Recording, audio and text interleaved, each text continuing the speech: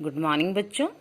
आज हम हिंदी में वाल्मीकि रामायण पर आधारित बाल राम कथा का पाठ 1 अवधपुरी में राम पढ़ेंगे। तो चलिए हम यह कथा पढ़ते हैं। यह कथा अवध की है और बहुत पुरानी है। अवध में सरयू नदी के किनारे एक अति सुंदर नगर था, अयोध्या। सही अर्थों में दर्शनीय, देखने लायक, भव्यता जैसे उसका दूसरा नाम हो। अयोध्या में केवल राजमहल भव्य नहीं था, उसकी एक एक इमारत आलीशान थी। आम लोगों के घर भव्य थे, सड़कें चौड़ी थीं, सुंदर बाग बगीचे, पानी से लबालब भरे सरोवर, खेतों में लहलहाती हरियाली, हवा में हिलती फसलें सरयू की लहरों के साथ खेलती थीं। अयोध्या हर तरह से संपन्न नगरी थी। संपन्नता कोने अंतरे तक बिखरी हुई, सभी सुखी, सब समृद्ध। दुख और विपन्नता को अयोध्या का पता नहीं मालूम था, या उन्हें नगर की सीमा में प्रवेश की अनुमति नहीं थी। पूरा नगर विलक्षण था, अद्भुत और मनोरम। उसे ऐसा होना ही था। वह कौशल राज्य की राजधानी था। राजा दशरथ वहीं रहते थे। उनके राज में दुख का भला क्या काम। राजा दशरथ कुशल योद्धा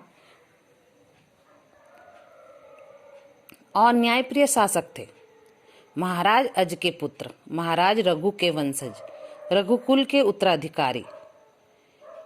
रघुकुल की रीति नीति का प्रभाव हर जगह दिखाई देता था।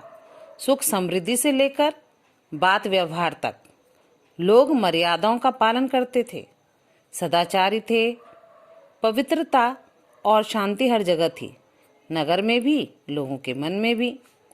राजा दशरथ यशस्वी थे, उन्हें किसी चीज की कमी नहीं थी। राज सुख था, कमी होने का प्रश्न ही नहीं था। लेकिन उन्हें एक दुख था, छोटा सा दुख, मन के एक कोने में छिपा हुआ। वह रह रहकर उभर आता था, उन्हें सालता रहता था। उनके कोई संतान नहीं थी। आयु लगातार बढ़ती जा रही थी। उनकी 3 रानियां थीं, कौशल्या, सुमित्रा और कैकई। रानियों के मन में भी बस यही एक दुख था, संतान की कमी। जीवन सूना सूना लगता था। राजा दशरथ से रानियों की बातचीत प्रायः इसी विषय पर आकर रुक जाती थी। राजा दशरथ की चिंता बढ़ती जा रही थी। बहुत सोच विचार कर महाराज दशरथ ने इस संबंध में वशिष्ठ मुनि से चर्चा की।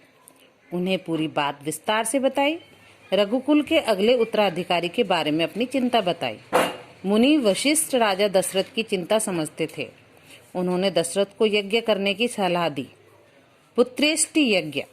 महर्षि ने कहा, आप पुत्रेष्टि यज्ञ करें महाराज, आपकी इच्छा अवश्य पूरी होगी।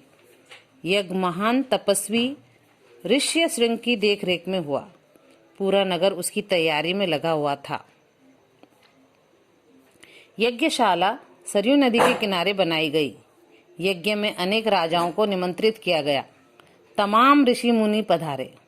शंख ध्वनि और मंत्रोच्चार के बीच एक एक कर सबने आहुति डाली। अंतिम आहुति राजा दशरथ की थी। यज्ञ पूरा हुआ। अग्नि के देवता ने महाराज दशरथ को आशीर्वाद दिया। कुछ समय बाद दशरथ की इच्छा पूरी हुई। 3 रानियां पुत्रवती हुईं। महारानी कौशल्या ने राम को जन्म दिया। चैत्र माह की नवमी के दिन रानी सुमित्रा के 2 पुत्र हुए, लक्ष्मण और शत्रुघ्न। रानी कैकई के पुत्र का नाम भरत रखा गया। राजमहल में खुशी छा गई। नगर में बधाइयां बजने लगी, मंगल गीत गाए गए।